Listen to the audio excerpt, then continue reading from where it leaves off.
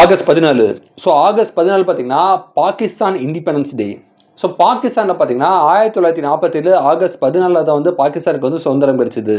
அதுக்கு முன்னாடி வரைக்கும் இந்தியா பாகிஸ்தான் வந்து ஒன்றா இருந்தது. ஸோ அதுக்கப்புறம் தான் பாகிஸ்தானுக்குன்னு சொல்லி தனி நாடாக வந்து இந்த 1947 ஆகஸ்ட் 14 வந்து பிரித்து ஒரு தனி நாடாக வந்து ஃபார்ம் ஆச்சு.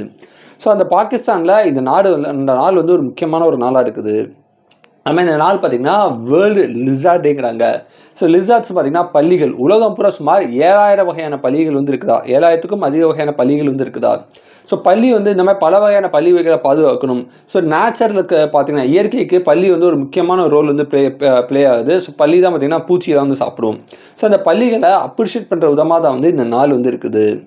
அதே மாதிரி இந்த நாள் பார்த்தீங்கன்னா ஃபினான்ஷியல் அவேர்னஸ்ங்கிறாங்க. ஸோ ஃபினான்ஷியலாக நீங்கள் எப்படி இருக்கீங்க, எந்த ரேஞ்சில் இருக்கீங்க, உங்கள் கையில் இருக்கக்கூடிய பணம் வந்து எவ்வளோ சேவிங்ஸில் இருக்குது, எவ்வளோ இன்வெஸ்ட்மெண்ட் பண்ணியிருக்கீங்க, எவ்வளோ செலவு பண்ணுறீங்க, இந்த மாதிரியான ஃபினான்ஷியல் பற்றின அவேர்னஸ் வந்து எல்லாருக்குமே வந்து தெரியணும் அப்படிங்கிறதுக்காக தான் இந்த நாள் வந்து இருக்குது. ஸோ இது போக உங்களுக்கு ஆகஸ்ட் 14 வேறு ஏதாவது டே தெரிஞ்சால் கமெண்ட் பண்ணுங்கள். இந்த நாள் இந்த உலகத்தில் யாரோ ஒருத்தருக்கு பிறந்தநாளாக இருக்கும்.